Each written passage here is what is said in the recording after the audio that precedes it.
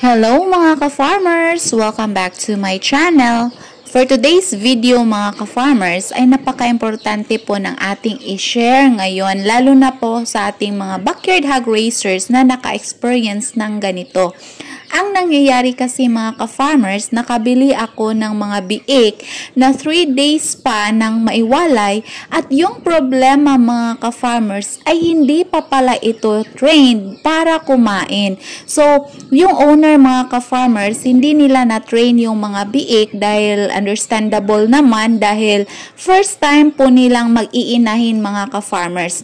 At yun, kailangan nila ng pera so they need to sell the piglets immediately mga ka-farmers. Pero yung problema ay hindi pala nila tinitrain ng maaga para kumain yung mga biik. Tinitrain nila mga days pa at saka iwawalay na, which is not good mga ka-farmers. Perwisyo kasi siya mga ka-farmers para sa ating mga buyers. Tulad nito mga ka-farmers, ayan makikita nyo po sa video parang tinitingnan lang nila yung pagkain. Hindi po sila kumakain mga ka-farmers, parang nilalaruan lang po nila. So medyo kinakabahan ako dito dahil yung bili ko sa biik ay 3,000 per head mga ka-farmers.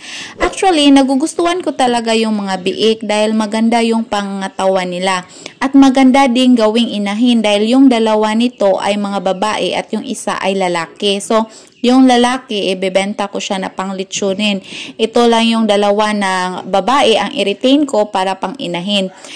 Ang problema kasi mga ka-farmers, pumunta kami sa bahay ng may-ari nitong inahin. So, napakita siya sa akin ng video sa kanyang cellphone na kumakain yung biik. Kaso, hindi ako naka-eyeglasses dahil nearsighted ako. So, nakikita ko na ay kumakain naman. Pero yung problema pala ay hindi nauubos yung pagkain mga ka-farmers dahil parang inaamoy-amoy lang nila. So, yun talaga yung problema ko mga ka-farmers. Nagugustuhan ko yung katawan ng mga biik. So, nag-go po ako. Nabili ko po ang mga biik na ito mga ka-farmers last Tuesday. Umagang-umaga mga ka-farmers, pumunta kami sa kabilang lungsod para kunin sila. Then pagka tanghali hanggang sa hapon mga ka-farmers ay hindi po sila kumakain. So, ayan, makikita nyo po sa video mga ka-farmers, nilalagyan po natin ng Scourex yung tubig nila. So, powder po ito mga ka-farmers para prevention sa kanilang pagtatae. Inihalo lang po natin ito sa kanilang tubig at ilagay po natin sa lagayan mga ka-farmers. So, yun mga ka-farmers, Tuesday, wala silang kain whole day. Then, pagka Wednesday mga ka-farmers, so binigyan ulit namin ng kaunting pagkain sa umaga. At yun nga mga ka-farmers, hindi pa rin sila kumakain. Yung binigay namin ay ultra pack na pre-starter dahil sabi ng may-ari, yung binilhan namin ay ultra pack na pre-starter daw yung pinapakain nila. So, kahit na yun ang brand din na binigay namin mga ka-farmers, hindi po ito kumain. So, yung ginawa ng asawa ko ay kumuha siya ng dahon ng saging, pinapakain. Hindi ko na siya na-videoan mga ka-farmers dahil Wednesday, kailangan ko pang ihatid sa school yung anak ko at bantayan ko po.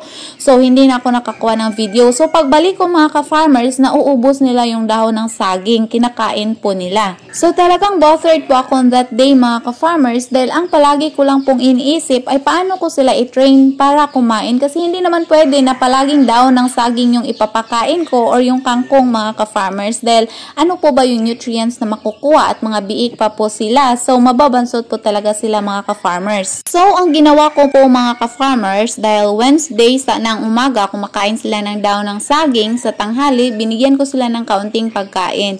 Sa hapon mga ka-farmers ay binigyan ko sila ng booster.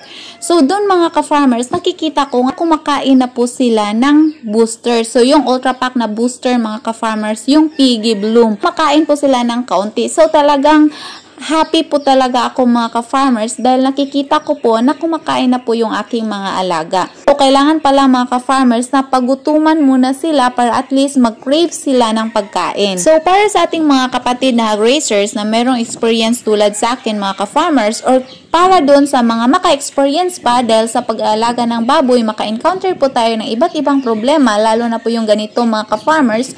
Kung hindi pa kumain yung baboy nyo na bagong bili or bagong wala, palay, dapat pagutuman nyo po muna mga ka-farmers.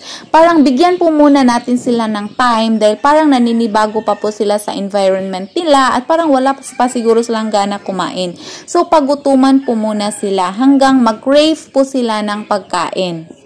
Grabe kasi ang stress na mararamdaman ng mga biik mga ka-farmers pag naiwalay na sila sa kanilang inahin, lalo na po yung ganito pa na mga maliit pa mga ka-farmers. Para din sa ating mga kapatid na grazers na nag-aalaga ng inahin, kung magbebenta po tayo ng biik mga ka-farmers, dapat at 5 days old, simulan na po nating i-train na kumain ang ating mga biik mga ka-farmers para hindi po makabigay ng perwisyo para sa ating mga buyers. Hindi po talaga madali mga ka-farmers pag ma-stress tayo ng ganito dahil ang dami na nating iniisip mga ka-farmers tulad ng paano na kung mamamatay yung ating mga biik, paano na yung pera natin dahil hindi na naman natin yun makukuha sa seller mga ka-farmers. Of course, hindi na po yan magre-refund sa atin. Bihira na po yung magre-refund na seller mga ka-farmers. So, ganyan po, marami po yung iniisip ko. Nag-message ako sa seller na bakit hindi pa ito kumakain. So, hindi pala ito trained ng maaga sa inyo pa lang.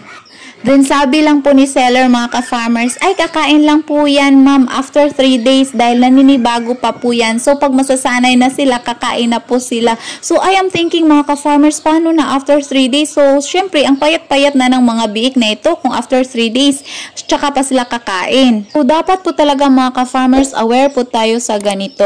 So dito sa last video mga ka-farmers, makikita nyo po na kumakain na po sila. Pero yung Piggy Bloom po, yung booster ng Ultra Pack mga ka-farmers. So yun lamang po ang may share ko. Thank you for watching. Happy farming! Bye-bye!